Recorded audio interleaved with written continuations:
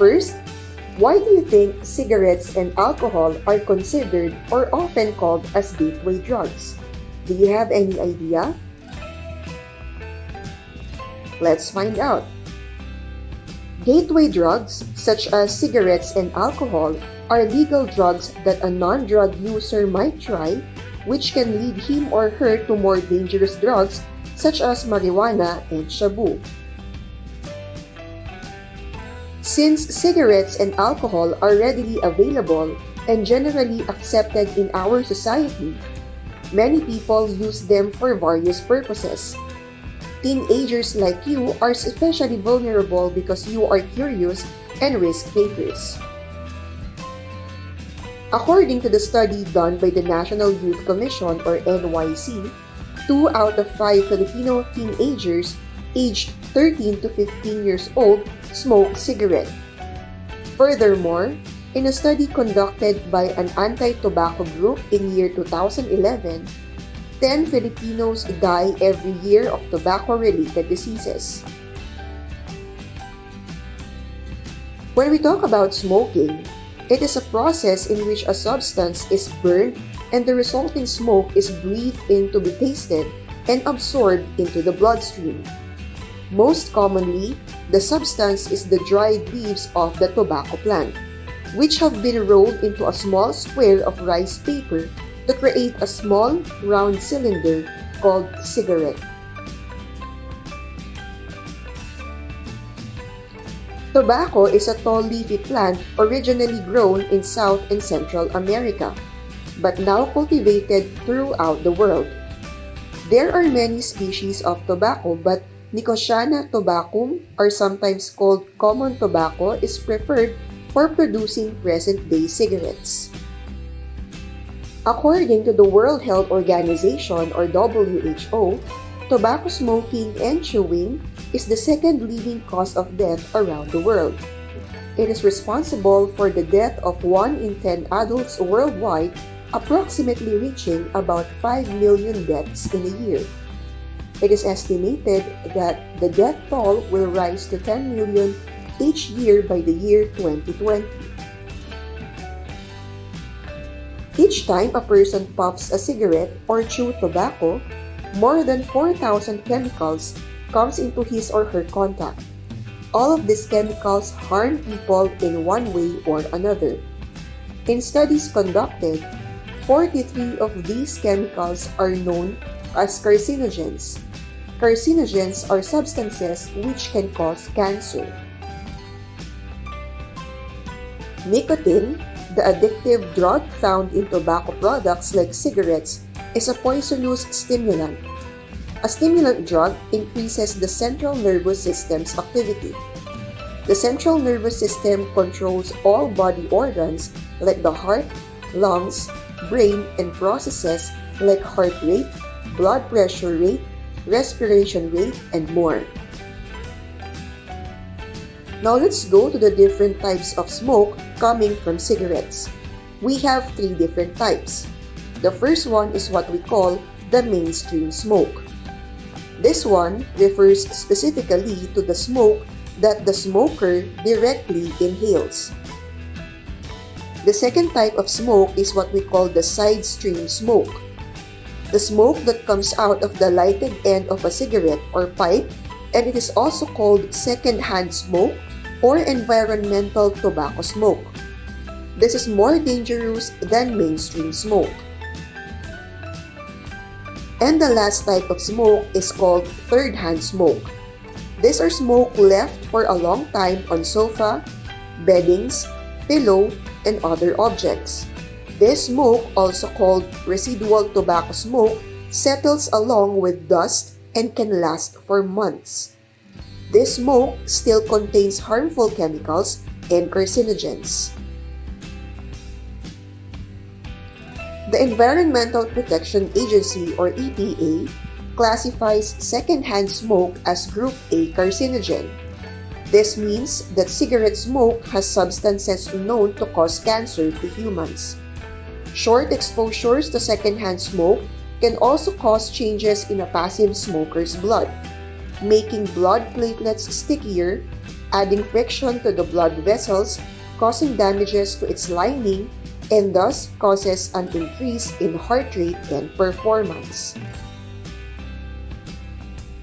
Now let's know the different dangers of cigarette smoking. The first one is high blood pressure. This is too much exertion of blood against the arteries, causing damage. Another one is heart disease, which involves the cardiovascular system. Another one is body odor, which is an effect of cigarette smoke to your body scent. A smoker can also develop bad breath, which is a foul smell exhaled from the mouth. Bronchitis, it is an inflammation of the airways from the trachea into the lungs. Another disease caused by smoking is emphysema. These are damaged air sacs in the lungs. They can also develop pneumonia, which is the infection of the lungs. They can also have asthma or worsen the asthma that they have, which is a chronic disease which affects the airways. Cancer, a group of diseases which makes body cells grow uncontrollably. Now let's proceed to the different policies and laws against cigarette smoking. The first one is Republic Act 9211, and this is the Tobacco Regulation Act of 2003. This is the law governing tobacco production, distribution, and use. Some of its important provisions are the following. Under Section 5, smoking ban in public places. Smoking shall be absolutely prohibited in the following public places. A. Centers of youth activity such as schools and universities. B. Elevators and stairways. C. Locations in which fire hazards are present, including gas stations and storage areas for flammable substances. D. Within the buildings and premises of public and private hospitals and clinics. E. Public conveyances and public facilities, including airport and ship terminals, and train and bus stations, restaurants, and conference halls. F. Food preparation areas.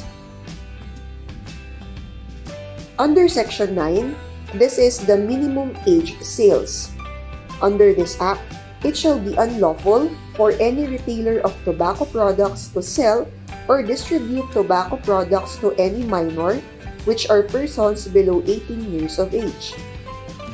For any person to purchase cigarettes or tobacco products from a minor, for a minor to sell or buy cigarettes or any tobacco product, and for a minor to smoke cigarettes or any other tobacco products. Under Section 10, which is the sale of tobacco products within school perimeters, the sale or distribution of tobacco products is prohibited within 100 meters from any point of the perimeter of a school, public playground, or other facility frequented particularly by minors. Another Republic Act is RA 8749, which is known as the Philippine Clean Air Act of 1999. Chapter 2, Article 5, Section 24 of this Act, smoking inside a public building or an enclosed public place, including public vehicles and other means of transport, or in any enclosed area outside of one's private residence, private place of work, or any duly designated smoking area, is hereby prohibited under this Act. This time, let's know more about alcohol and the dangers of consuming it. Alcohol is a colorless, bitter-tasting substance that humans have been consuming since the ancient times. It comes from plants that underwent fermentation. There are three types of alcohol: the isopropyl and methanol, These are used in laboratories and are poisonous and fatal if taken by humans. The third one is the ethanol, which is also called beverage alcohol, which comes from fruits and grains. Alcohol is considered as a drug because it changes a person's physical and emotional state. Alcohol slows down the body system, so it is also a depressant. Let's know the different effects of alcohol drinking. Alcohol irritates the mouth, throat, esophagus, and stomach.